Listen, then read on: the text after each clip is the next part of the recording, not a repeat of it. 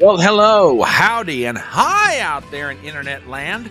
My name is Brian Trippett. I am the Front Porch Conservative, and welcome to the Hump Day session of Chattin On The Porch.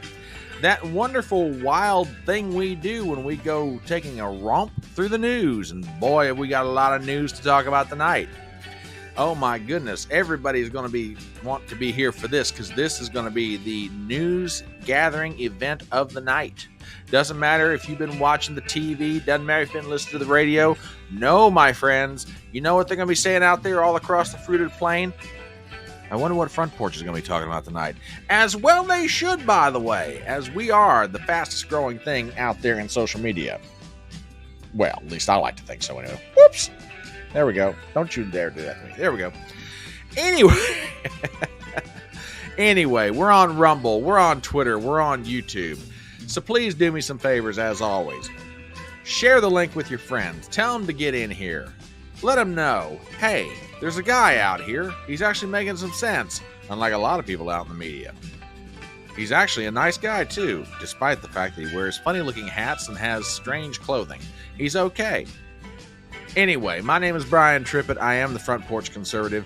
We are on Rumble, we are on Twitter, and we are on that quaint little social media platform known as YouTube. So please, share the link, tell your friends to get in here, hit the thumbs up. Don't forget to leave comments below. Trust me, for some reason, that funny little man, algorithm, loves it when you leave comments and you hit the thumbs up. It tends to help. Also, and perhaps most importantly, if you're not a subscriber to my channel, please, oh pretty please, subscribe on both Rumble and YouTube. It is very, very helpful. It would be really appreciated. Trust me, it would help out an awful, awful lot to this little channel that we are trying to grow with love and affection from all of you. So good to have you guys here tonight. All right, let's see who's in the house so far. Well, it looks like at this point the Wingnuts are the only ones who are here. Don't quite know what's up with that. TBA says hello, Fedora Nation. WWG1 is hello all, and WWG1 has given me a mystery meme, I think. I'm not quite sure what this is, but we will check it out. Give me 1 second here, because you never know with WWG1. He's liable to drop anything in at a moment's notice. Give me 1 second here. What is this? Are you giving me a link? What the heck is this? Hang on. Got to find out what's going on here. Okay, well, apparently YouTube is working. What in the heck is going on? WWG1, what did you give me here? Did you give me a... Have I lost my mind or something? Well, no, wait a minute. Now that I think about it, maybe I have. Hang on. I think I popped the wrong thing in here. I'm giving WWG1 grief that he does not deserve. Not to say he doesn't. Whoa! Oh no, WWG1. That is a... I cannot share that with the audience. That is just a gift. That is just... my sir, I can do nothing but thank you right now, because that might get saved somewhere on my computer, because just dag. All right, look. It's a picture of Lauren Boebert in a pair of Daisy Dukes cowboy boots, a very nice top, and a cowboy hat. And I am here for it. Although I'm not sure if that's Boebert, though, because she's got a tattoo that goes down the right side of her ribs, and I don't see a tattoo on that one. But if it's not Boebert, that's a really close facsimile. And no, I am not going to put that over my bed, WWG1. I am not doing that. Oh, my word. You're just awful. Positively awful. Hello, my dear. And by the way, thank you for the memes. I found every last one of them you sent me on Twitter. We're going to be using all of them tonight. And I tell you what, I am loaded for memes this evening. Oh, my word. It is crazy. I got more memes than I can shake a stick at, and all not just memes, all kinds of funnies. So, absolutely. Let's see. You would know where that tattoo is, wouldn't you, bro? Look. Now, wait a minute. Now, hang on. Before Before some very untoward rumors are said of me, I know that tattoo is down the right side of her ribs. I have seen the pictures of her at the beach. She's posted them. And now, look, my memory when it comes to this sort of thing is pretty good. I'm just saying, I happen to remember this. It's not like I have, some kind of obsessive compulsive disorder where my future ex-wife is concerned. Okay. So just before any very bad, untoward rumors get out there, there you go.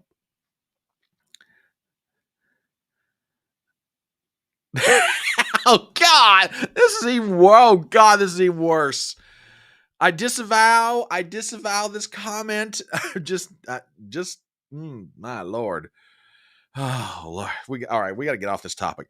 Small Time says, whatever you do, don't show up Representative Laura Loomer in a MAGA bathing suit. That would be awful. Please don't try and reverse that. I've seen that picture, and let me tell you something. You know me, I'm loyal to my girl Lauren, but I ain't gonna lie. Anna Paula Luna looks chef's kiss perfect in that bathing suit picture. I am not gonna lie, she looked good. But you know me, I got my loyalty to my girl. I got my loyalty to my girl Lauren. And thank you. I appreciate you sending me those memes today. But whew, WWG1, that picture is just. It's just wrong in so many different ways. I just know, and I'm gonna. All right. We gotta do the show. Okay. All right. And speaking of memes, let us get started with the Merry Memes section of Chattin On The Porch. Now, for those of you who may be here for the very first time and you don't know what this is, look, let's just be honest about it. The news these days is crazy. Okay. There's stuff that's going to depress you. There's stuff that's going to, bring you down. And we here on the Electronic Front Porch and Fedora Nation in general are always trying to find ways to kind of lift spirits and kind of get people out of the doldrums, wherever they may be. And hopefully we can do that with a little bit of good humor. And in these days, as has been observed by many people, your host especially, memes are the modern day political cartoon, whereas back in the day, people would go to the op-ed page to read whatever the political cartoon was, or even the comic strip, if you didn't want to do the op-ed page. The meme has become the modern day equivalent of how we communicate what's going on in the world. And with that, I've got a string of them here that I think you guys are going to enjoy. Not just memes, but some videos, some stuff like that. So let us get started. I'm sure by now you guys have heard that California Governor Gavin Newsom has signed into law a bill that would ban the use of certain AI technology as far as the creation of memes and that sort of thing in the state of California. And it goes without saying, this is a very controversial bill. That said, however, his passage of this bill, and more to the point, not just the passage, but his signing it into law, has not come without personal cost to Gavin. Because apparently, shortly after signing this bill into law, he's begun to experience health problems. Serious. Matter of fact, not just health problems, physical health problems, mental health problems. Apparently, according to reports out of California, he is experiencing serious hallucinations. But as far as the physical pain is concerned, he's going to the doctor. He's trying to find out, the doctor's trying to find out, first where, what's the problem? Well, Gavin's having a hard time trying to describe it to him. And it just, I don't know. He just seems to be having trouble with that. I just, I really can't understand it, So he's trying to narrow it down for the purposes of the doctor, but, and other people as well, but he just can't seem to get his arms wrapped around it for some reason. I don't know. Now, we do have an example of some of the hallucinations he's starting to suffer. Apparently, he was recently traveling on the state airplane, and I don't know, guys. He must have seen something in the back of the plane that I don't know what happened. He got up, made gestures. It just wasn't good. It was not a good scene. I'm telling you, he signed this bill into law, and he's suffering physically and mentally because of it. So, Gavin, let this be a lesson to you. Not all political victories are really worth it if they're going to cost you your health in one form or another. So, my brother, I hope you experience good health again sometime soon, but do understand, you need to undo that thing you did out there. Cheers, Gavin. Oh, no, this is not good at all. Okay, then by all means, you have come on just the right day for the merry meme section of the show. All right, moving on with other pieces of news. We talked about this last night. Sean P. Diddy Combs is now has been arrested out in New York City. And I mean, from what I'm given to understand, he is allowed to receive visitors, but it's on a very limited basis, and the amount of time they get to spend is very limited as well. Furthermore, coordinating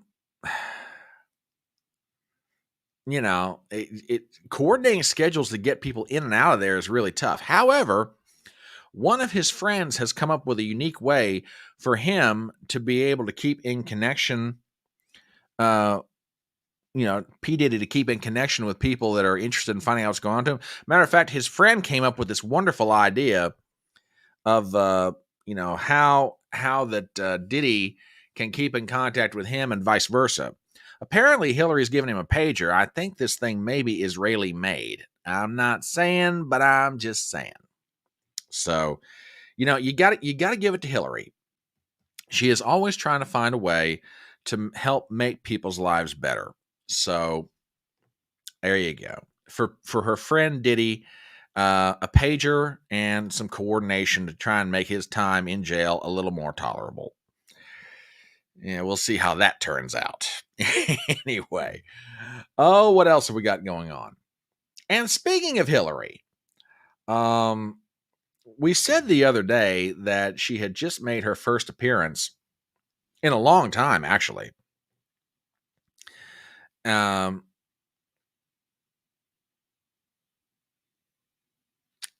Hillary has made some appearances, which, by the way, it's the first time in a long time she's actually been on television. However, word is leaking out that she actually has a new TV series in production. I'm serious about this. Apparently, there's been some goings on in the background.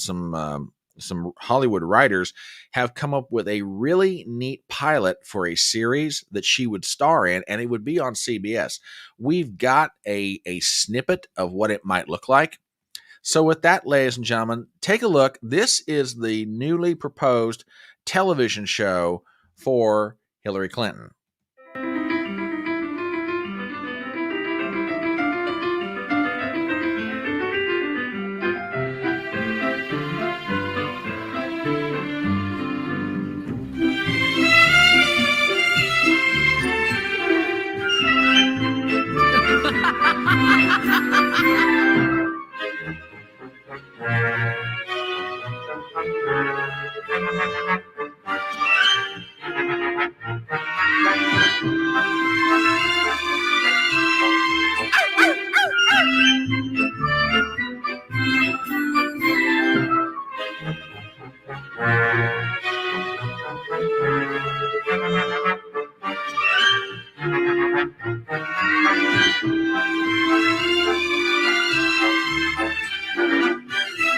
He came, we saw, he died. I promise you, I did not suicide myself. I don't know, guys. It might have some promise. She might be on her way to something here. Just saying. Oh, don't worry, dear. We're gonna get it. We're gonna get into that. We will get into that discussion. That's gonna be. I caught that piece of news too. We'll definitely get into that. But yeah, I think Hillary's onto something here, folks. She might really be. I mean, with these TV pilots, you shoot them anymore. You never quite know what you're gonna get. Maybe it'll catch on. Maybe it won't. Yeah, we'll see what happens. Now, that said, however,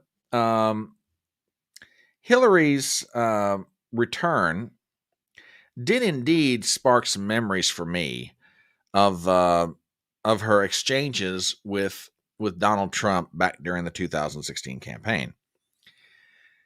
And mostly we just saw them on the debate stage together, okay?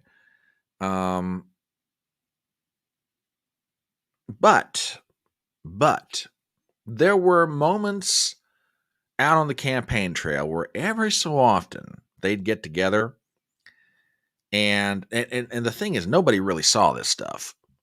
Okay, we didn't. But as time goes by, lips get loosened up. People start sharing their memories.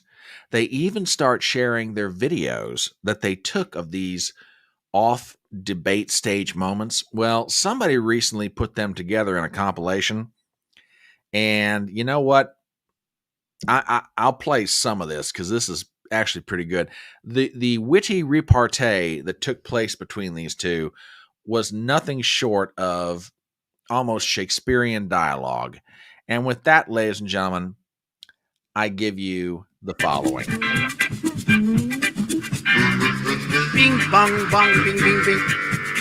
Furthermore, I need a new window shade for my bedroom. What's wrong with the old window shade? It will not roll up. Well, that don't make no difference because ain't nothing outside the window for you to see, and I'm sure anybody outside don't want to look in.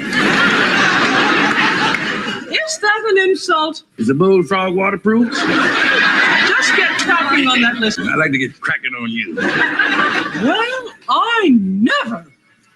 I can believe that. We'll talk about that some other time. Now we'll talk about it now. I said we'll talk about that some other time. You don't tell me what I talk about. You don't tell me what I talk about in my own house. Don't you point your finger at my nose. I'll point my finger at your nose and I'll point my foot somewhere else. You see, the same, nothing has changed. The same crude manners, the same fighting fists. And you still got the same bad temper, the same big fat mouth. You Joke man! You battle act. If your friend decides to investigate, he must have, of course, a sidekick. A sidekick? Oh, yes, indeed. All the great crime fighters had sidekicks. I mean, Sherlock Holmes has his Watson. Starsky has his Hutch. I bet you this. When you were a detective, you had a sidekick too, didn't you? Yes, as a matter of fact, I did. I know. I can see he kicked you in the side of your face. Well, I never. And you probably never will.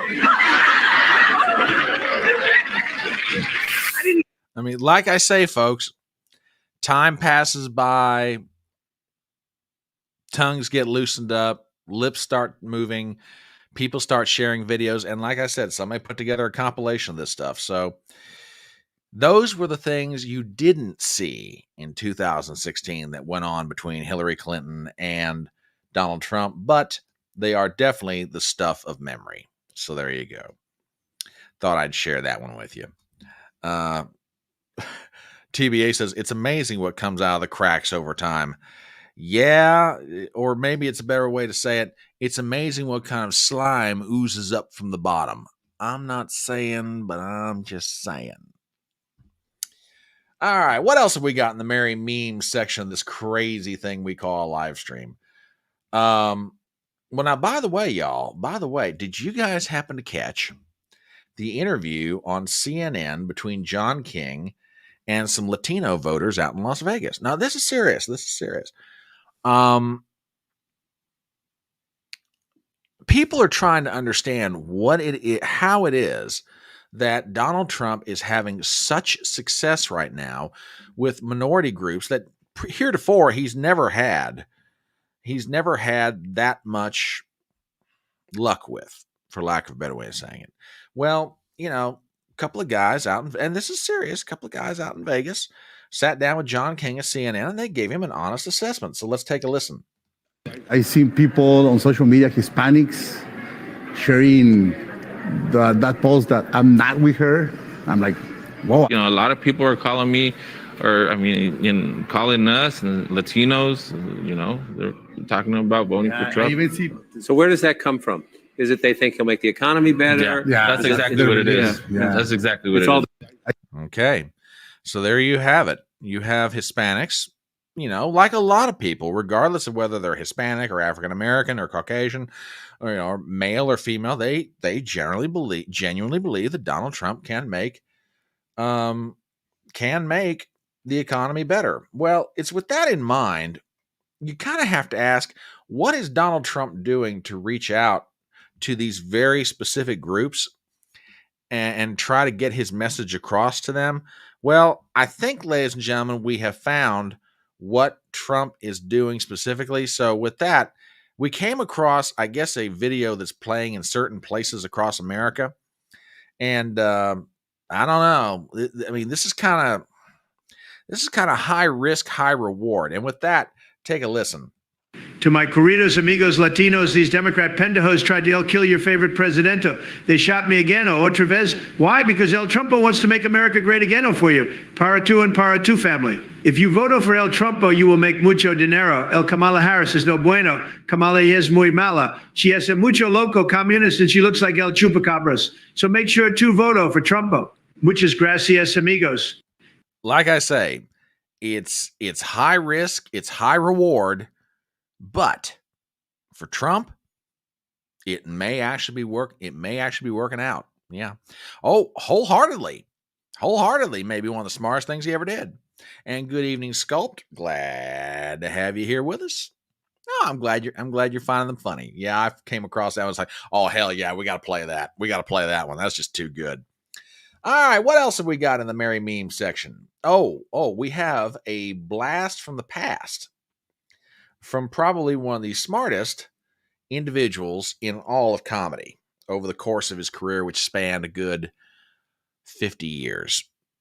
And with that, ladies and gentlemen, I give you the inestimable, Carlin may have a point. Just saying.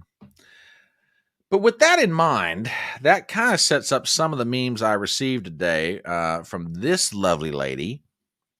Thank you, darling. And by the way, for everybody who sends me a meme or a video or whatever, and I mean this in all sincerity, God bless you guys, because I love talking politics, but even I recognize we have got to find a way to laugh our way through this, because this is just nuts.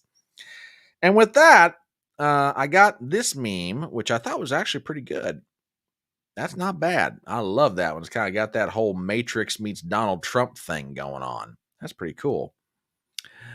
Good evening, my dear. We're glad to have you have stopped by. Good to see you. And let's see, what else do we have? Oh, no, let's see. We got a couple more here. Oh, speaking of, this one is really kind of inspirational, truly. I saw this and I was like, yeah, we definitely check this one out.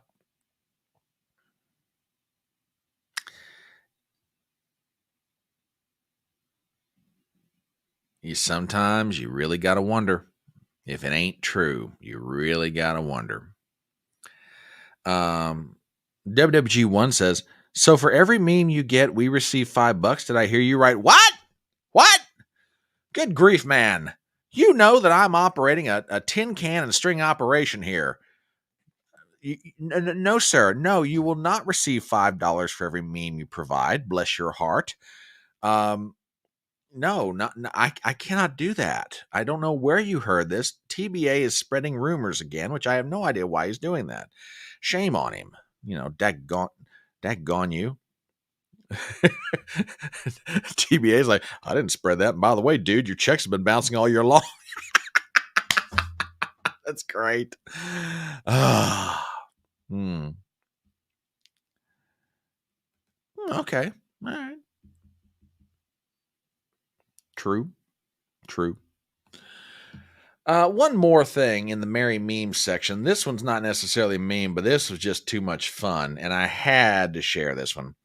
So as y'all know, Donald Trump and J.D. Vance are absolutely out everywhere campaigning. And J.D. Vance apparently was at a campaign stop in Wisconsin today. And look, you're traveling all the time. You're giving speeches, you're meeting people, you're shaking hands, you're trying to find ways to relax and loosen up. Well, JD apparently has come up with a very unique way of, kind of getting some stress out of his system before he goes out to an event.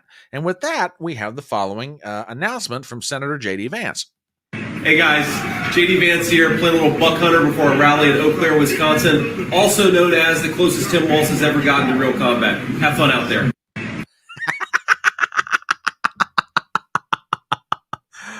You know what? People can disagree with Vance about some of the things he does or whatever, but man, that's just too funny. I got to play that again.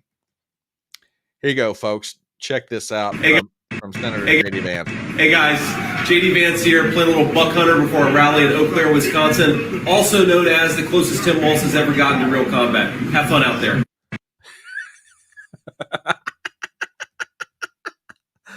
Oh God, I love him. Yeah, that was.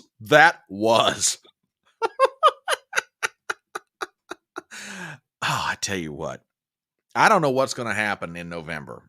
Okay, I really don't. But God, JD Vance has got himself a future. He really does. Yeah, absolutely hilarious. Troll. Too good. Anyway, that is the Merry Memes section of Chatting on the Porch for this evening. So let me clear some of this out. And as I do that, let me do a real quick commercial. So give me 1 second here. I'll try and talk and click at the same time. Let's find out if I got that much coordination. If you have happened upon this live stream and you're enjoying what we're doing so far, which is, having a lot of fun roasting politicians of various stripes, you have found your way to what I think is one of the coolest live streams that talks about news and events of the day that's going on the internet right now. It is known as Chattin' on the Porch, and I am known as the Front Porch Conservative, otherwise known out there in not so internet land as Brian Trippett. This live stream goes out on Rumble, it goes out on Twitter, and it goes out on YouTube. So we want to thank you all for stopping by. If you are not subscribed to this channel, please go ahead and do so. We picked up some new subscribers over the past few days, and God bless y'all. You guys are absolutely amazing. So thank you for subscribing to the channel. We're glad you're here. Subscribe on YouTube and on Rumble, please. Also, leave some comments in chat. Hit the thumbs up. Share it around, do all those things that you guys do to help grow this thing, and it's growing. Slowly but surely, but it's growing. I got to say hello to some folks before we go on to our next story. Z Highness is here. Good evening, my love. Good to see you. Zippy's in the house. I'm fading. It's past new bedtime. Well, brother, if you got to hit the sack, we understand completely. We understand. So I had to say hello to some good folks over there on Rumble. And by the way, y'all lurkers over there on Rumble, y'all know who you are. I love you. But you can start chatting anytime you want to. We'd love to hear from you. But if you choose not to chat, we understand. We still love you. We're getting close. It's 9:45. That's what the count's up to now.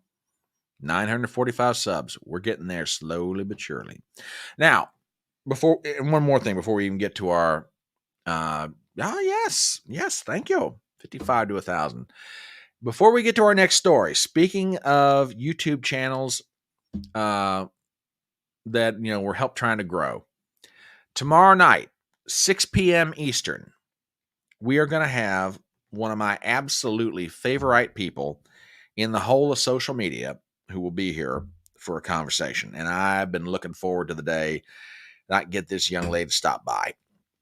Please join me tomorrow evening at 6 o'clock when that Tug Life stops by. She is a social media content creator and just genuinely one of the sweetest people that you will ever have the pleasure of coming across. If you're not familiar with her, she is a live streamer. She's a gamer, a connoisseur of all kinds of things that are good.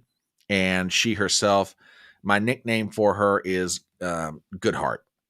And that nickname is not given in vain or without appropriate consideration, because I think you're going to find that she's probably one of the most genuine, one of the sweetest people you're ever going to meet. So tell your friends, tell them to stop on by tomorrow night, 6 o'clock Eastern, 5 o'clock Central, and let's hang out together. And if you're not subscribed to Tugs' channel on YouTube, give her a sub. She's a doll. She's absolutely a doll. Okay. So anyway, with that, let us move on to some other things in the news. Okay. Big piece of news that dropped this afternoon. Well, they went and did it. We now have an interest rate cut that will probably take effect in about 30 days if history is any guide. And with that, we go to the pages of CNBC.com for the following story. Fed slashes interest rates by 0.5 point, an aggressive start to its first easing campaign in 4 years. And wouldn't you know it, coincidentally, it's just right around the time of an election. Anyway, back to the story. Article written by Jeff Cox, we have the following. The Federal Reserve on Wednesday enacted its first interest rate cut since the early days of the COVID pandemic, slicing 0.5 percentage point off the benchmark rates in an effort to head off a slowdown in the labor market. Too late.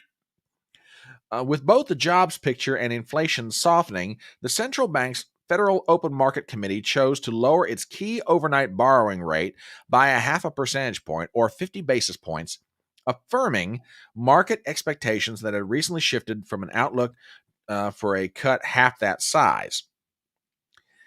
Outside of the emergency rate reductions during COVID, the last time the FOMC cut by 0.5 point was in 2008 during the global financial crisis. A word of context about that. A word of context. When we did cut it in 2008, about 2 months later, the bottom fell out. I'm not saying that's going to happen here. I'm just saying, let's put it in context. Just saying. Anyway, back to the story. The decision lowers the federal funds rate to a range of anywhere between 4.75 and 5%. While the rates set short-term borrowing costs for banks, it spills over into multiple consumer products such as mortgages, auto loans, and credit cards. In addition to this reduction, the committee indicated through its dot plot the equivalent of 50 more basis points of cuts by the end of this year, close to market pricing. The matrix of individual officials' expectations pointed to another full percentage point in cuts by the end of 2025 and 0.5 point in 2026. In all, the dot plot shows the benchmark rate coming down about 2 percentage points beyond Wednesday's move. Guys, I'm getting nervous. Which, by the way, if Doc McCutcheon, if you're watching this, you said this one was coming, and we also all remember everything you told us was going to happen if they did it. They're cutting interest rates on money that's already out there and inflation. Why do I have a strangely bad feeling that Doc McCutcheon's going to be proven right? Inflation's about to take off, especially if you throw another 0.5 point cut in by the end of the year. Wee vey. All right, let's see you guys' reaction to this story. TBA says, how much of a cut? 0.5 point, 50 basis points. Bah, humbug. That's pissant stuff. 0.5 of 1% is stupidly low. It's a hat tip to the administration. It won't do nothing. Seriously, not a gosh darn thing. It might do something, but not what they're hoping. The new rate cut lowers the federal funds rate to 4.75 to 5. Wow, that's ridiculously stupid. They may as well have kept it at 5%. She said it would skyrocket. Yes, she did. So, when it comes to this kind of stuff, Doc McCutcheon is about as accurate as it gets. So, guys, hold on. Just saying.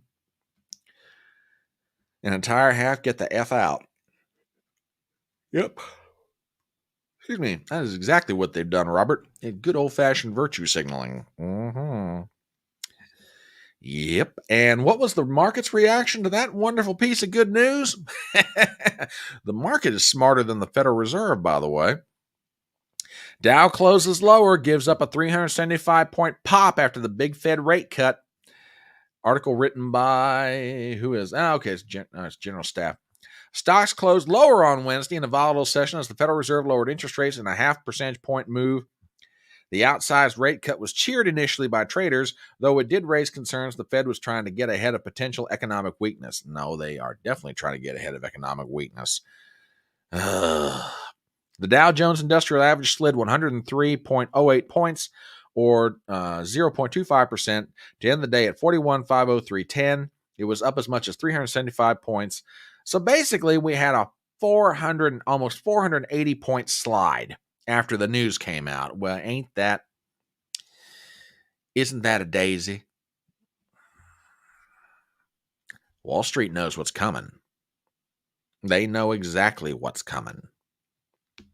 So, let's read just a little bit more of this.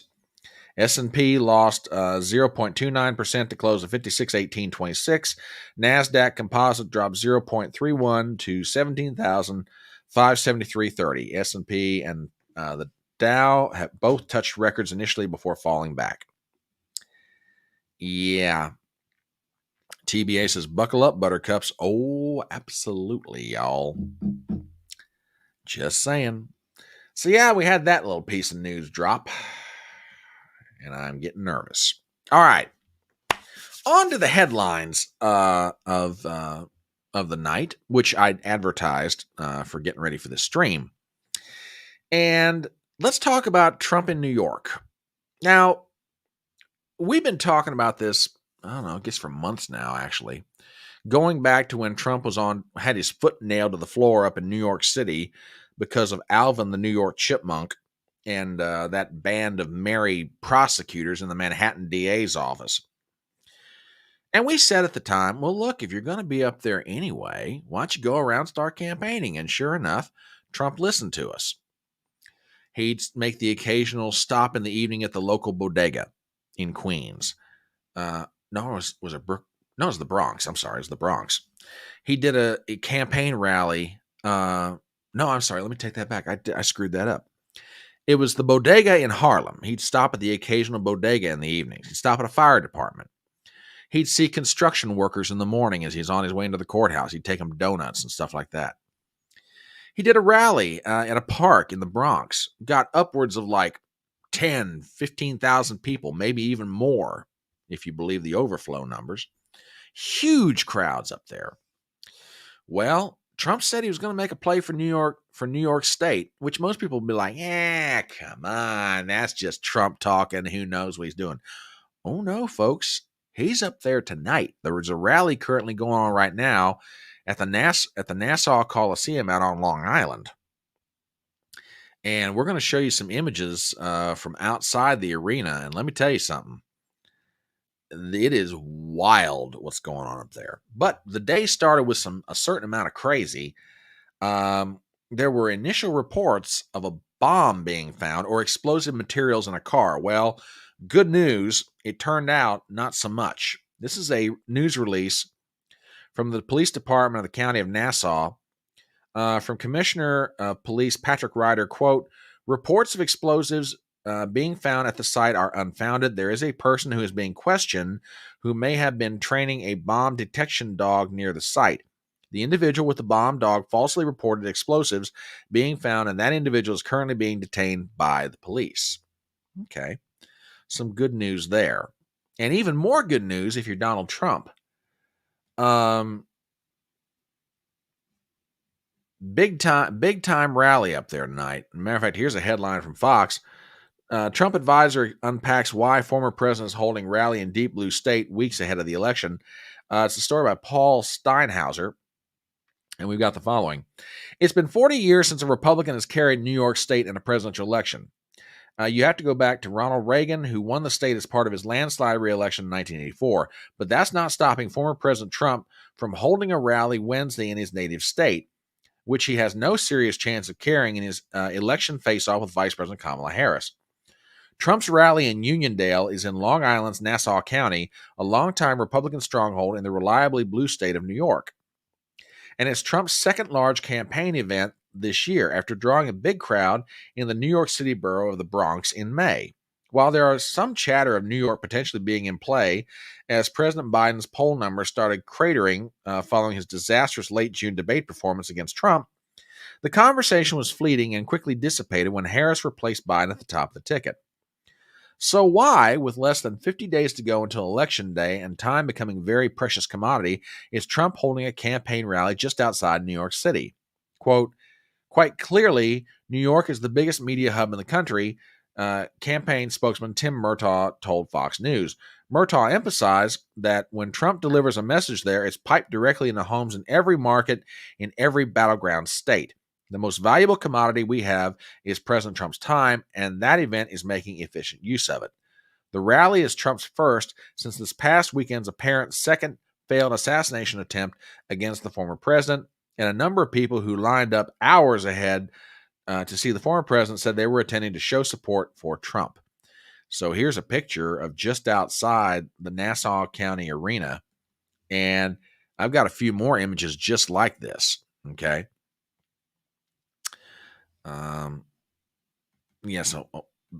The dog was known to the FBI. Well, I tell you what, no wonder this guy got questioned by the cops up there. If the dog was known, well, dog trainer, accomplice, there you go.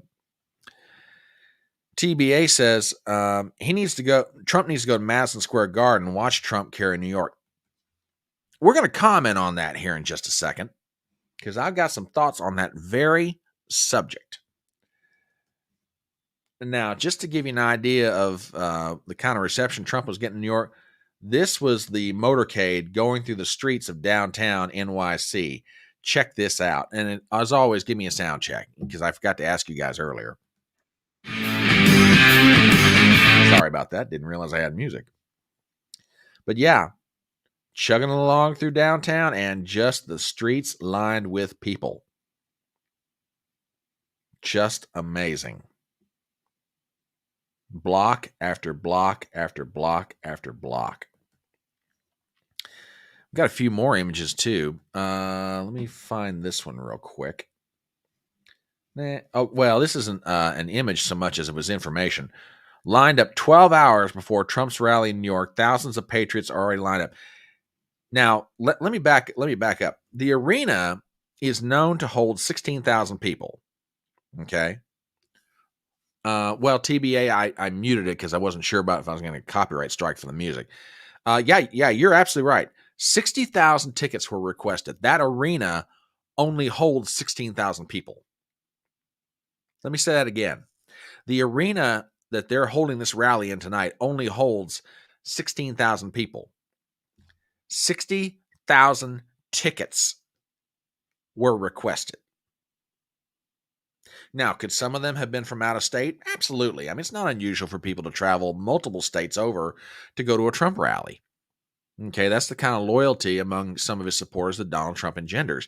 But don't be shocked at all if most of that 60,000 are native New Yorkers and people from New York City. Oh, I haven't? Oh, well, apparently not. Yeah, I got a clip. Oh, please tell me that I saved this clip. Please tell me I did, because I tell you what. Matter of fact, I can find it right now.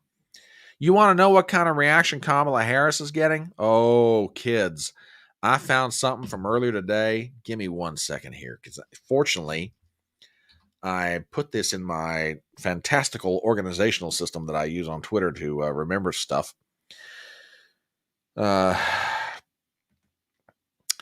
which basically involves me retweeting it so I know where to find it later. Hang on. Oh, yeah, here it is.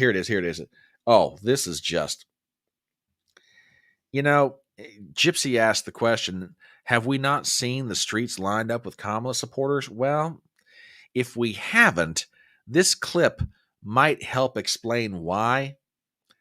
I'll play it and then I'll explain it. I was the first person to be a woman Attorney General of California. I was the first woman to be elected District Attorney of San Francisco. I was the first person of color to be elected Attorney General of California. Whatever. First. Welcome to the Role Model Club. It's tough. Being a part of the Role Model Club means being in a room where sometimes you may be the only person who has had the experiences you've had. Ladies and gentlemen, that is what you call a comment that does not land.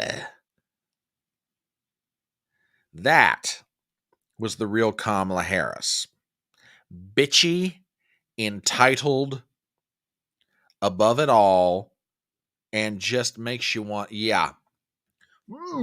Yeah, exactly. TBA says, I've got my Rolodex too in my clutter-filled mind. He's like, oh, dear God, no one is Exactly. When she dropped that joke, you could have heard a pin drop in the room. So if people aren't lying in the streets to go, whoa, Kamala, I've got the joy. That's the reason why. That is the real Kamala Harris. That ain't play, as Nixon once said, it doesn't play in Peoria. That don't play anywhere, folks. I don't care where you're talking about. WWG1 says, speaking of bitchy and entitled, where the hell is AOC? That's a great question, because she's keeping her yap shut. Oh, goodness. Oh, that's right. Jennifer Lawrence was the first female Attorney General of California. I am so sorry. I forgot. Totally forgot, small time. Oh, goodness me. So, yeah, but Trump has got people, lined up everywhere. And just to give you an idea of what it was like on the outside of the arena, this clip runs about 13 seconds, but check this out. Look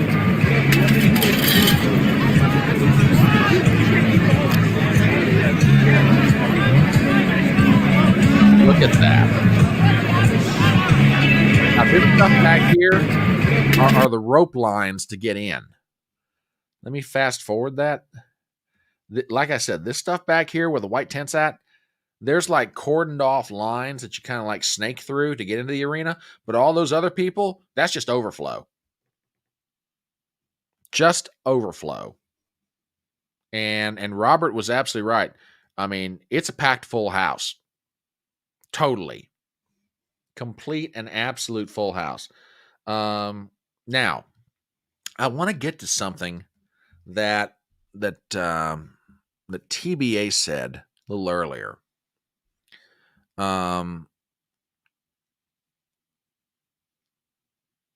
That's 44,000 people who can't get in, and Fox and Faux News says Trump can't carry New York. I'm calling bullshit. Well, you're not the only one calling bullshit, brother. From the inestimable Brendan Dilley. Dear Democrats, Donald Trump isn't in New York with only 7 weeks left in a race that will determine the future of America for fun. He's there because the internal polling shows a legitimate shot at winning New York, and in doing so, obliterating your electoral map. Okay, I want to talk about this for a minute because you guys have been bringing it up on both sides of chat. And this is definitely worth a discussion. And I want to take you back in time to the year 2000. And I've probably mentioned some of this before, but it bears repeating. In 2000, George W. Bush campaigned in various places in West Virginia. I ought to know, I was living here at the time. And a lot of people found it to be pretty strange. I'm not going to lie. I thought, well, okay, it's nice that he's showing us some love and attention, but I really don't think he may carry this state. He'll give it a good shot, but whatever.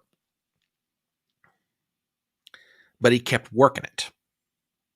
He kept working it, and he kept working it, and he kept working it. And then came election night 2000.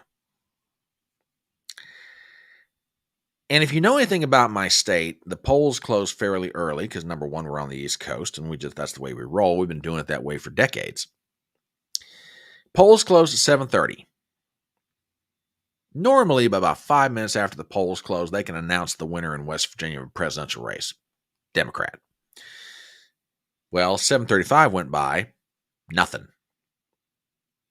7:45 went by, nothing. 8 o'clock went by, West Virginia still hadn't been called. And every quarter of the hour that went by, everybody starts looking at the tally board of the votes coming in from West Virginia. And I want to say, in my recollection, it was around 9:40 Eastern that night. 9:40 Eastern, and finally, West Virginia got called. And I will never, ever forget what I watched on television that night. I was at my sister's house. She was having an election night party. She put a bunch of food together, and we all hang out. We're watching the TV, and the returns come in and all that good stuff. And we were watching CBS News. And when West Virginia was called for George W. Bush, Dan Rather, who at the time was still anchor for the CBS News, turned to the late Ed Bradley of 60 Minutes, who, and on election night, it's all hands on deck at these news networks as far as working an election. So he turned to Ed Bradley and said, Ed, what happened in West Virginia? How did George W. Bush carry this thing? Ed Bradley said, and I'll never forget this, he said, I was in contact with Al Gore's people all week, kept asking them about West Virginia, and they said, we're not worried about it. Bob Byrd is going to deliver West Virginia for us. We've got this. As a matter of fact, to tell you how assured that the Gore campaign was that they were going to carry West Virginia, the only thing that Al Gore did in my state was a fly around the weekend before the election. He and Robert Byrd got on an airplane.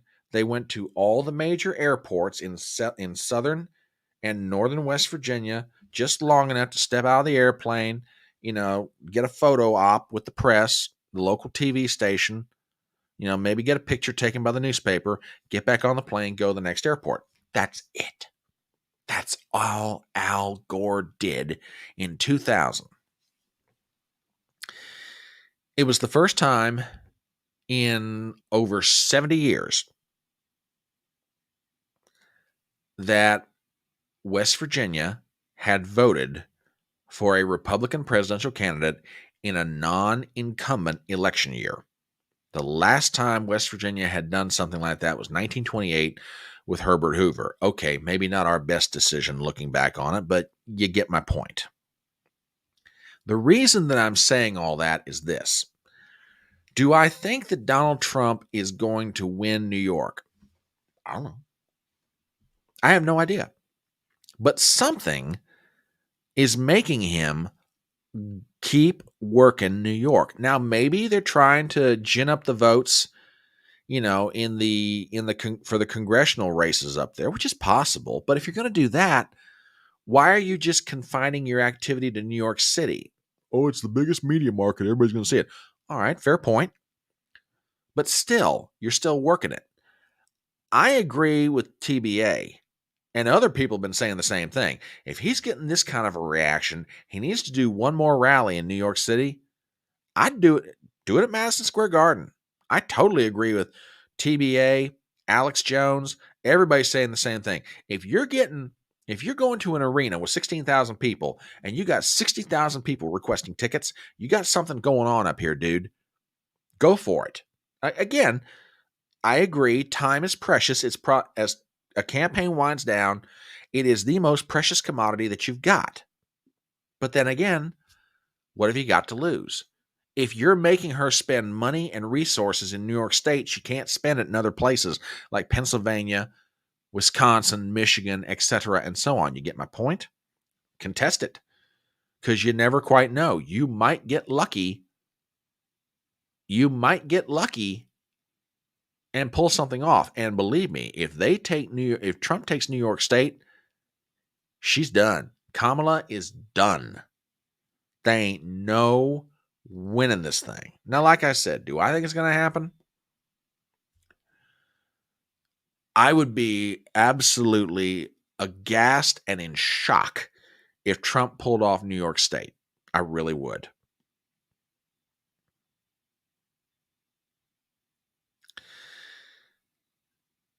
Is it possible? Yeah. Is it probable? Republicans haven't carried that state since 1984. You're talking 40 years. You know, I think, and this may be a really good point too. More about the visual than actually getting New York people in Pennsylvania. And that's a good point, because keep in mind, it's not just New York State that's watching what's going on up there tonight. You've got New Jersey, you've got Pennsylvania. It bleeds over everywhere. TBA says Martin Armstrong's Socrates program estimates Kamala Harris's polling numbers are at 10%. Whew. If he's right, if he's right, your lips to God's ear, my friend. Your lips to God's ear. Just saying. Oh, now, see, yeah, I think Trump ought to contest it. Go for it. What do you got to lose? I mean, Trump's going to wind up barnstorming the country anywhere. Oh, and by the way, one more funny for you guys this evening. Kind of. After, and I don't know if you've seen this yet or not, but Trump's going to make an appearance on Gutfeld tonight at 10 p.m. Eastern. Now, that's going to be interesting. I've seen a brief snippet of it, and it's going to be interesting. It really will. But yeah, so if you're interested in watching it, like I said, 10 p.m. Eastern, our live stream is going to be done, so I give you permission to go watch it. Like you need my permission anyway. But there you go. So Trump's all in. He's having fun up there right now, and I think he should do it. Absolutely, he should do it. Okay, we're going to shift gears to our next story of the evening. Let me chop some of this stuff down. And this goes to a story that Gypsy was referring to much earlier in chat, and we'll get to it here in just a second. But before we get to that, my name is Brian Tripp, and I'm the Front Porch Conservative. You are watching Chattin On The Porch, a fun little live stream that we do here on my channel where we get together in the evenings and talk about what's going on in the news.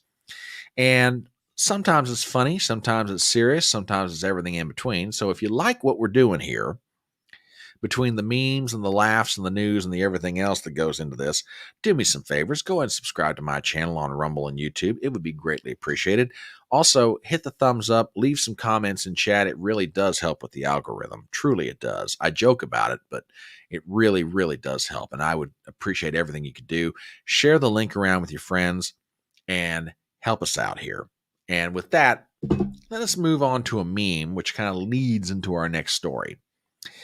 Now, guys like Richard Barris at Big Data Poll, Robert Cahaly at Trafalgar, Matt Towery at Insider Advantage, Mark Mitchell at Rasmussen Reports, these guys are very good analytical, scientific data guys. Okay, you give them a set of information, and they put on the parameters, and they can pretty much tell you what's going to happen in an election with their polling. Me, I'm very instinctual. Or maybe it's better to say observational. I can get a feel for what's going on just by kind of driving through a town. And usually the best indicator for me about what's going on are yard signs. Well, if it is true that yard signs are an indication about who's going to win an election, I think the verdict is already in, folks. Because based on what some people are seeing, Kamala is going to come in third place behind Donald Trump and garage sale. You know, I didn't know garage sale was on the ballot, but if that's true, depending on what state garage sale is on the ballot in, Kamala looks like she's going to come in third. I'm not saying, but I'm just saying. So there you go. Now, there's a reason in part why I bring up this meme, aside from the fact it's hysterically funny. A piece of news dropped this afternoon, and I don't know if you guys have heard about this yet, but it's definitely worth talking about because it is quite historic. And with that, we go to the pages of justthenews.com for the following headline. The Teamsters Union declines presidential endorsement for the first time in decades after members backed Trump. Its refusal to endorse a candidate, however, follows polling that showed members of the union overwhelmingly preferring President Donald Trump. Article by Ben Whedon, we've got the following.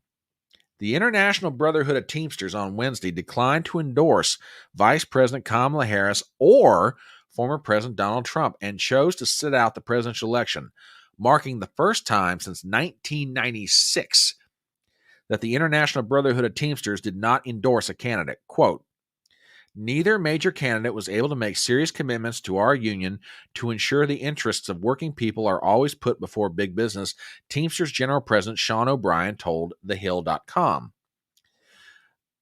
We sought commitments from both Trump and Harris not to interfere with critical union campaigns or core Teamster industries and to honor our members' right to strike, but were unable to secure those pledges, he went on. The union's decision represents a major blow to Harris, as union voters have typically been a major Democratic constituency. Its refusal to endorse a candidate, however, follows polling that showed members of the union overwhelmingly preferred former President Trump. O'Brien himself spoke of the RNC earlier this year, and Trump has long sought to win over union voters with pledges to preserve American domestic industry. Quote, while the executive board of the Teamsters is making no formal endorsement, the vast majority of rank-and-file working men and women in this important organization want Donald Trump back in the White House, the Trump campaign said in a press release. Okay, let's talk about this for a second. Oh, and by the way, folks, we got to vote. Hey, garage sale, that ticket is getting a voter right here. Because Robert Lowry is all about good economic policy. And if the garage sale can lay down how they're going to make the economy better and reduce inflation, they got Robert's vote. He's in, man. He is in. All right, let's talk about this for a minute. Now, you might look at that information that we just read and you say to yourself, okay, it's interesting. No, it's not interesting. Remember, 1996 was the last time they didn't endorse. I'll give you one better than that. I read this little factoid before I came on here tonight. Kamala Harris is the first Democrat presidential candidate since 1988 to not get the endorsement of the Teamsters. Let me say that again. If what I read was correct, Kamala Harris is the first Democrat presidential candidate since 1988 to not get the endorsement of the Teamsters. Now, I want you to think about that for a minute. Now, I'll also do you one step better. According to reports, the Teamsters sat down with Kamala for 2 days, having meetings with her. And at the end of 2 days of meetings, after she walked out the room, they still couldn't do it. They still couldn't bring themselves. Although, I'm starting to wonder if that's quite the case, because I'm going to show you something. They talked about that polling that they did. This is from the Teamsters' own Twitter page, okay? And they asked a question of their rank and file, okay? Who should the Teamsters endorse for President of the United States? Now, take a look at this first graph. This was a straw poll that was done, various straw polls between April 9th and July 3rd, when Joe Biden was still in this race. Look at the results. Joe Biden was leading Donald Trump by 8 points. Now, I bring this up to make this. Keep in mind, one of the big things that Joe Biden and the Democrats were banking on was Joe Biden's ability, despite all of his physical and problems and, shall we say, mental acuity issues, the Democrats were counting on Joe Biden to be able to get them the working man vote. In other words, white, blue collar, Scranton, PA, you know the town, Youngstown, Ohio, Union, Democrat, he'd still be able to hang on to those voters. And you know what? When you look at this poll, or I should say these straw polls that were done between April and July, that logic kind of makes sense. Among Teamsters, you're talking about Biden was preferred by 8 points over Trump. Now watch what happens next. There we go. Another set of polls were done between July 24th and September 15th. Okay. And these were conducted after Joe Biden withdrew from the race and says independently managed by Ballot Point Electronic Election Services. So that's the company that did the poll. After Biden dropped out, look at this. Trump had a 25.5 point lead over Harris among Teamster members. That is now, again, and I forget the exact number of Teamsters across the country, but of their membership that participated in this poll, 25.5% of them wanted Trump over Harris. And folks, it gets even worse than that. This poll was done by Lake Research Partners between September 9th and September 15th. This would have been after the conventions of both parties and after the debate on September the 10th, and also includes the period of attempted assassination on Trump. Trump's lead increased. He went from 25.5 point lead to a 27 point lead.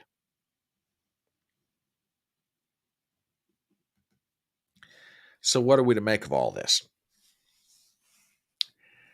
I do agree with some commentators. I think the Teamsters leadership is trying to play it both ways here. They're trying to say, well, we want an open process. We want a Democrat process. We want our membership to have an open process of trying to endorse their membership overwhelmingly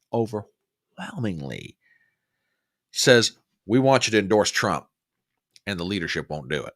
To me, that's trying to play it both ways. I'm sorry. And I don't know that it's really Sean O'Brien, the president of the Teamsters, that's doing this. I think it's their leadership. Now, can I prove that? Absolutely not.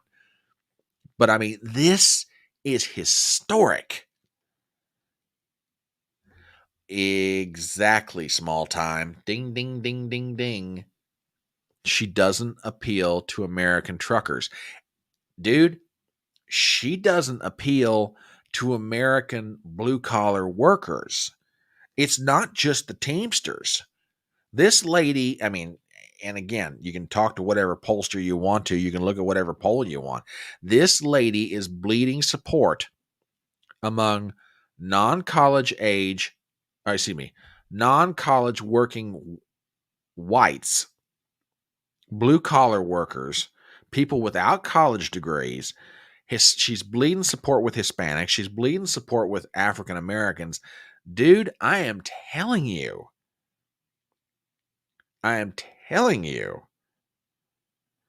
She's hurting here. I don't care what the national public polls say, which, by the way, we got some of that coming up here in a minute. Well, okay, I know calling her a lady is a little bit, but I'm trying to be nice. But yeah, the union leadership's trying to have it both ways. The membership like, screw it, we want Trump. But that sort of begs the question, why? Joe over on Rumble says there's a reason Trump is campaigning in New York and Harris is in New Hampshire. Exactly. I think there's more to this New York thing than just him trying to shore up the congressional seats. I really do believe that. And I could be wrong. I could be absolutely wrong. But there's something going on that keeps bringing Donald Trump back to New York. Joe says, Kamala is a lady. She's a lady of the night. I'm not saying, but I'm just saying. There is a reason why my nickname for her is Idaho. Take that to mean whatever you wish. But why are these Teamsters so overwhelmingly? Well, before I get to that. Now, I said that this is pretty historic, and even some of the people at Fox News picked up on how historic this is. This is an exchange between a couple of reporters, a couple of anchors at Fox, and I tell you what, this is somebody realizes what all this means. Do me a favor, check this out. John, this just in. The Teamsters are releasing the results of their member polling on which presidential candidate to back. And here it is, 31% say they support Harris compared to 58% who say they support Trump. The union typically backs Democrat candidates, but has delayed its endorsement in this contest. The union's general executive board expects to announce a decision at some point today. So take from that what you will. Oh my, put that back up on the screen. Now, like I say what you want to about some of the people over at Fox, and Lord knows I will, but John Roberts is pretty even-handed. He's not bad, okay? He may not have all the freedom to say everything he wants to say, no thanks to the Murdoch boys, but John Roberts realizes the import of what he's just seen, and if you don't believe me, listen to the rest of this clip. Holy moly. Yep. Trump, they prefer 58-31 over Harris and the Teamsters. Yep. If that is the actual number and the Teamsters doesn't come out and endorse Trump, something's wrong. Now, I remember Trump was here at the Teamsters, and then, of course, the head of the Teamsters Union addressed the Republican convention. I mean, it was a screed of complaints about how Republicans have treated union members in some places, but he still had a chance to air his views. People listen to them, and now you get results like that. That is a huge, huge turnaround for the former president, and that's one that's going to make a lot of political waves. I was just going to say that's making a lot of waves right now, and we'll see where the official endorsement goes. It shouldn't be any surprise. Wow. But then again, it will be. That's politics and it's DC, but wow, that is stunning. Put it up on the screen one more time. Yeah. Because I've never seen anything like that before. Look at that. That is incredible. So that is just in. So we'll get brand new reaction to that coming up, John. You know, maybe they're hyping it more than it should be, but I don't think they are. That number is historic. But then again, there's always been a disconnect between union membership and their leadership. And now that disconnect is out there for God and everyone to see. And you know what? Regardless of the fact that the union did not endorse Trump, I will give them credit for this. They said in their statement, look, we want to be transparent. We want to tell you what our membership is thinking. Here's where they're at. They had the good decency to release the results of the poll. I give them credit for that. I think the decision not to endorse Trump in the face of obviously their membership is like, we want that guy endorsed. I think that's a little bit having it both ways, but I can't fault them for releasing the results of the poll. That's actually honestly pretty gutsy on their part, because the Teamsters are going to take a lot of heat for this. Sean O'Brien and the other members of the leadership of the union, they're going to catch hell from the UAW, the steel workers. I'm telling you, the leadership of those unions are going to be ringing up Sean O'Brien going, what the hell are you guys doing with putting this poll out there? Because remember, all the working men, they're supposed to hang together. Well, not this time, baby. But that sort of begs a very interesting question. Why? Now, you and I have a pretty good idea, but I give Rich Barris credit. He summed it up best or better than anybody I've seen. The three most important voting issues are cost of living, inflation, economy, jobs, immigration, and border security.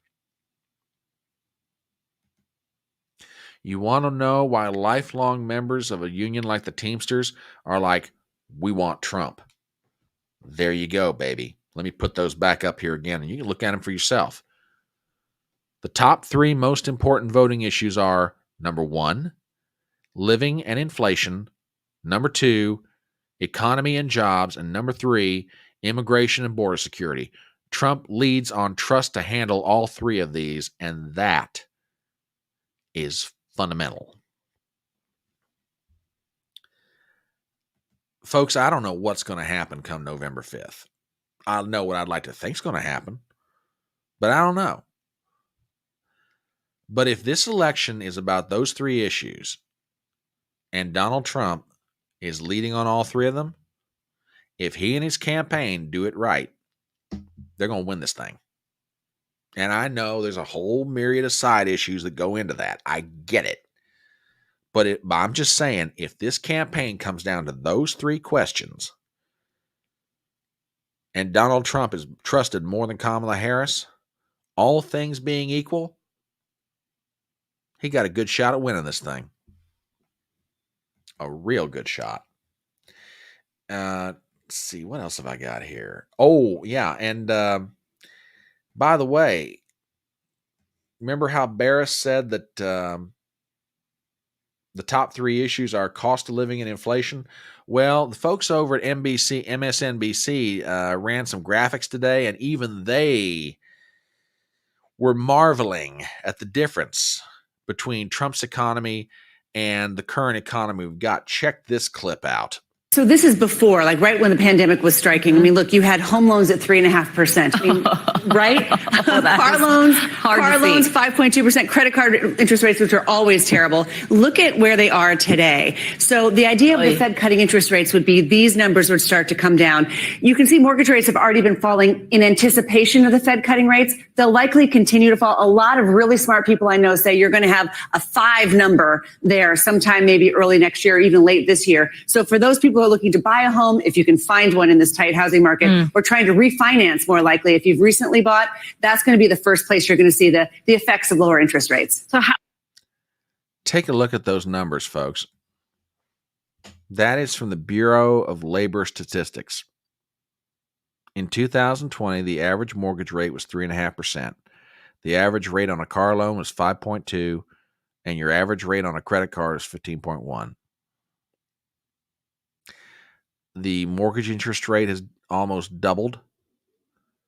The credit card interest rate has gone up by 6%, and the car loan rates have gone up by 3%.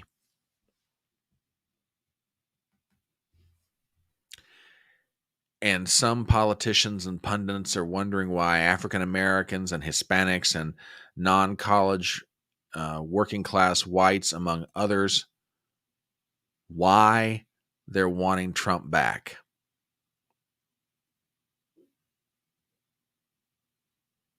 There's a verse from the New Testament of the Bible. It doesn't quite apply here, but it kind of does.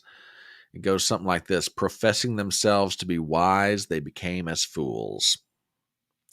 Here's another one that I'm fond of: forever learning and never able to come to the knowledge of the truth. Like I said, and they wonder why people want Donald Trump back in the White House. TBA says, off to bed, good night all. Well, TBA, thank you for being here with us tonight. It's genuinely appreciated. And get a good night's sleep. And be here tomorrow night for Tugs. WWG1 says, the first 4 all have to do with the economy. The last 2, national security. The people have spoken. Amen to that, brother. Good evening, Alma. Pleasure to have you here with us. It's been a little while since we've seen you stroll through the door. Thank you. We appreciate that. And blessings to your family, too. Blessings to your family. Yep. They have scales over their eyes. Oh, yeah, very true. Yeah, looking at those stats. Damn. Yeah. Oh, really? Are you serious? Oh, what an airhead. What an absolute airhead. Lord have mercy. Oh, boy. Anyway. Yeah, I thought you guys might find that interesting. Oh, one last comment about this Teamsters endorsement from Selena Zito. The reaction by the elite to the Teamsters non-endorsement today by Teamsters just underscores to me, as a reporter who is a granddaughter and a daughter of Teamsters, that they have never met a Teamster nor tried to walk in their shoes and have used them for years. And Selena, honey, you are spot on with your observations. Absolutely spot on. So now there's somebody somewhere down the line. I'd love to have her on here for a conversation. I really would. That would be fascinating to sit down and have a talk with her. Love to get her on the electronic front porch sometime. Anyhow, tell you what, we're gonna shift gears ever so slightly, but it's still kind of in the same vein, and I think you guys are gonna get a big kick out of this, or at least what sets it up anyway. That wonderful young man in Pennsylvania right now, Scott Pressler, has sent you guys a meme, and I think you're going to enjoy it. How it started, how it's going, how it ends. The road to the White House runs through Pennsylvania. So, Scott Pressler, thank you very much for this. Where this boy found the time to put together a meme like this, I have no idea. But God bless him. Pressler, I tell you what, if Donald Trump wins this election, and more importantly, if he carries Pennsylvania, I'll tell you one thing. I don't know who's going to be running the RNC next year, but daggone, you better hire Scott Pressler and you better turn him loose with some real resources and some real money, because that kid is out there absolutely flipping counties like this. The handsome liberal? Okay. The handsome liberal. Interesting. All right, check this guy out.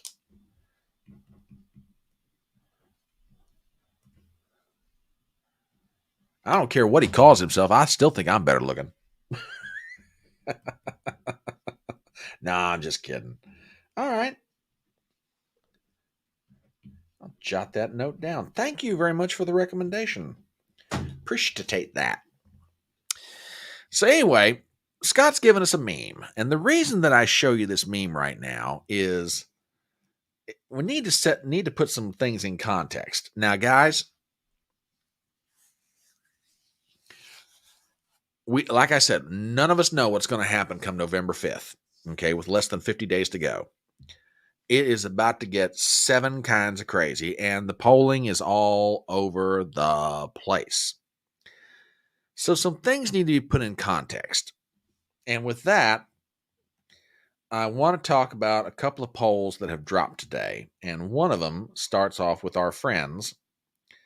Let me find it here, because they have done their work, such as it is. YouGov dropped a poll today, nationwide result. And here it is, national multi-candidate. Harris with a 4-point lead. Oh my God. Ah! Hold on.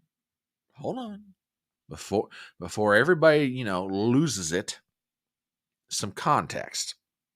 Okay? Some absolute context. From our good friend Rich Barris, we have the following.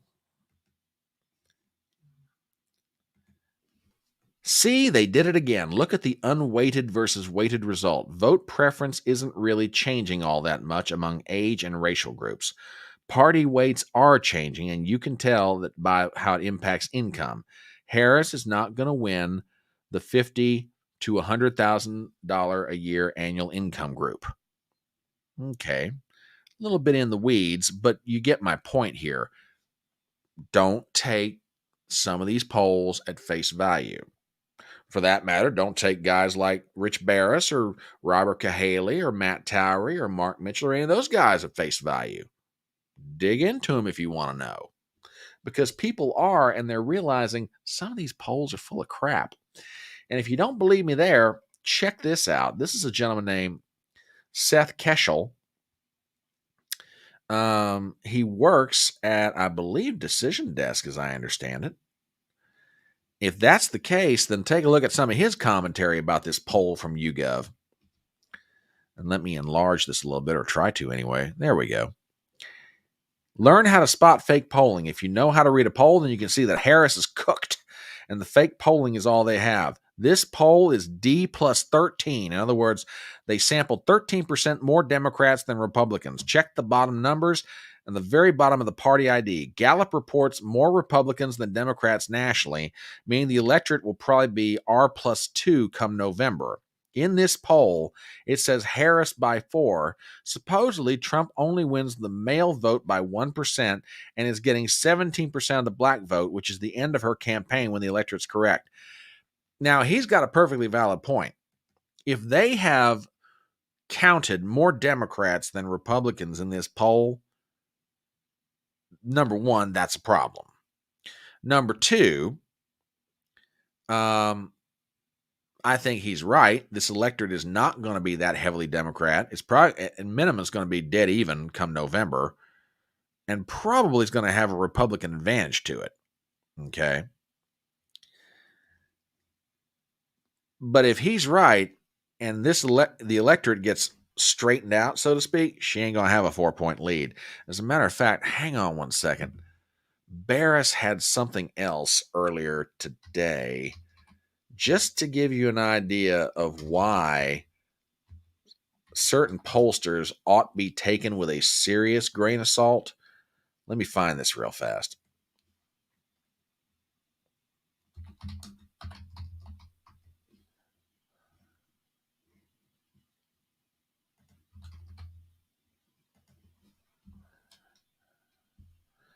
Oh, bugger all. Hang on. There we go. Almost got it, folks. Hang on one second. Was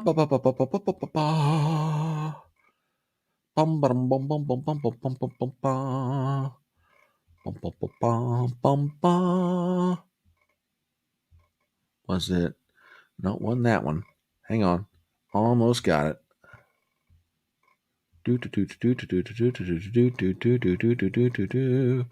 Come on, where are you, dad blame it?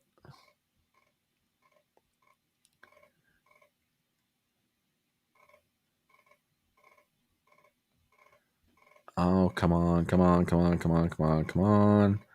I know I saw this. Hang on, I'm going to do this another way.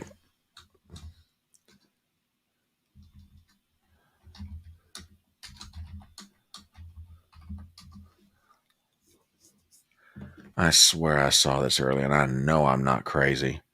Well, I may be crazy, but that's a whole other question. Anyway.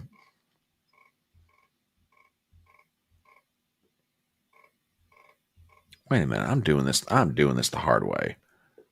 I am absolutely... Hang on. Sorry about this, folks, but there's a point that needs to be made with that YouGov poll, and the only way to make really the point is to show it to you.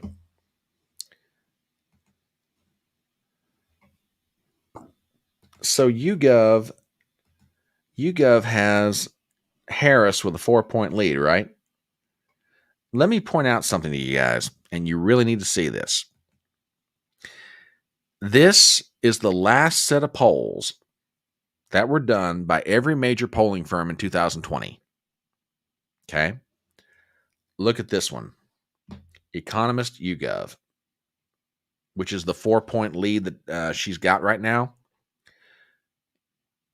Their last poll prior to the election had Biden plus 10.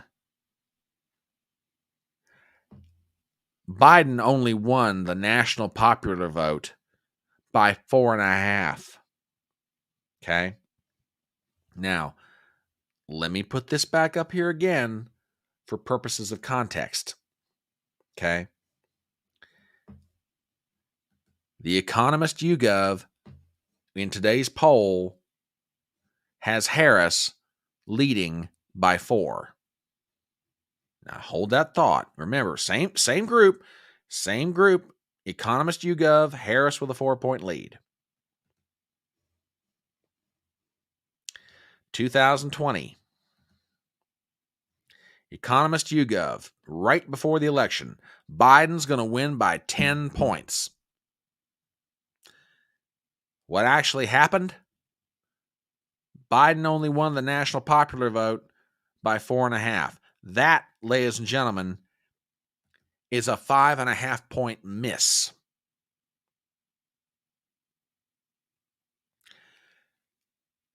Working from the assumption that they have done nothing in 4 years to clean up how they do their polling, YouGov is headed for one major league miss. Oh, yeah. Oh, yeah, I agree with you, Maddie. Totally agree with you. And yeah, you're right. This is hard. This is hard to know. But I also remind you something else, like I said earlier. Don't listen to what they're saying.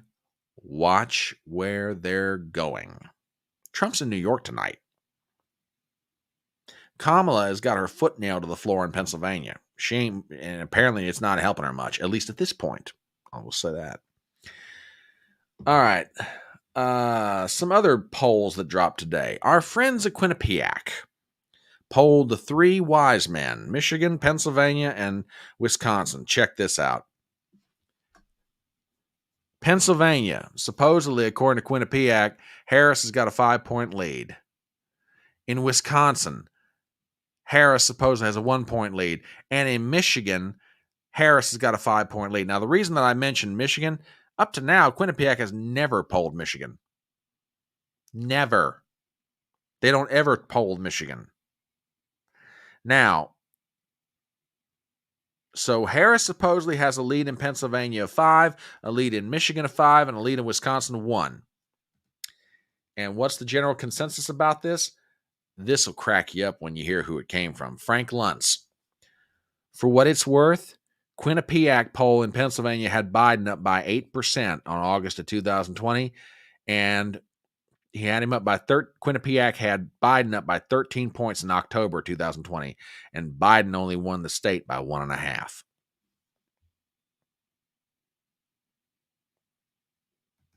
Let me step out of the way and let you guys take a real good look at that. Quinnipiac had Biden up by 13 points in October 2020, and he only won the state by 1.2%. Now, if that's not enough to give you pause, this lays it out even better. Check this out. This is a chart that was put together. Look at the bottom set of numbers is 2016. The top set of numbers is 2020. Look at the states that Quinnipiac polled: Pennsylvania, Ohio, Georgia. Look at the polling misses, especially in 2020. Hell, they were even worse than 2016. Quinnipiac said that Biden would win by 7%, only won by 1.2. That's a miss of almost 6%. Ohio, Georgia, Florida. Yeah, I'm not putting, with all due respect, I'm not putting a whole lot of stock in anything Quinnipiac has to say. And, small time, this is a really good point. If Trump's internal polling was bad, yeah, he'd be screaming for another debate. Yet he's the one not calling for the debate. She is. So just keep that in mind, folks. Just keep that in mind. Yeah, I'm telling you right now, there's by the way, for all you Fox News viewers out there, y'all better brace yourself, and I'll tell you why. Because come tomorrow, you're going to see this. A national poll from Fox News saying Harris has got a 2-point lead nationwide. And you want to know what's going to drive most of that? This right here. Fox News is going to try and tell you that there's been a 20-point swing in independent voters, a 20-point swing in favor of Kamala Harris. In other words, independents have swung where they were at one point +8 for Trump. Now they're supposedly +12 for Harris. Again, context. This is from Gallup. And Gallup, when it comes to this sort of thing, is the gold standard. Okay. The Gallup favorability ratings among independents, Donald Trump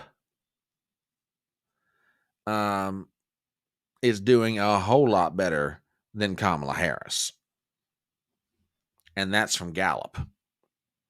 I am not about to trust anything Fox is doing in a poll, which, by the way, for the sake of discussion, just to remind you, go back to 2020, Fox News' last poll, Biden +8. The final result, Biden 4.5. That's a 3.5 point miss. Ladies and gentlemen, I'm not buying it. I'm not buying. Never includes the independents. Okay. All right. Well, fair point. Like I say, don't even take Barris with a grain of salt. True. That is true. Never includes the immigrant. That's true. I will grant you that.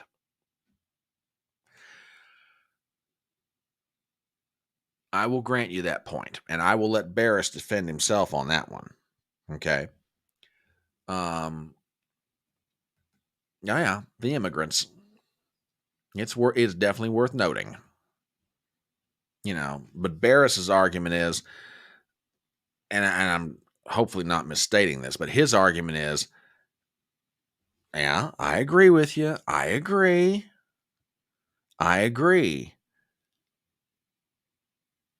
He would make the argument, and I'm not trying to put words in his mouth, and I hope I'm not misstating his argument totally. He would make the argument, it's not going to make that big of an impact depending on where you're talking about, but we shall see.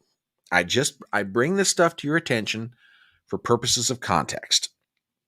So, with that, it is about 10 minutes after 9 o'clock, and we're going to go ahead and bring this train into the station. Thank you guys so much for being here for Chatting on the Porch. As always, you guys have been absolutely fantastic. Thank you for the memes, the comments, the support, and everything you guys do as part of this audience. Like I said, tomorrow night, we are back at 6 o'clock Eastern for a conversation with That Tug Life, social content media creator, connoisseur, and just an all-around good human being. So be here 6 o'clock Eastern tomorrow night, 5 o'clock Central. And I want to thank you guys so much for being here. You guys are awesome. And remember, faster horses. We'll see you tomorrow night at 6 o'clock.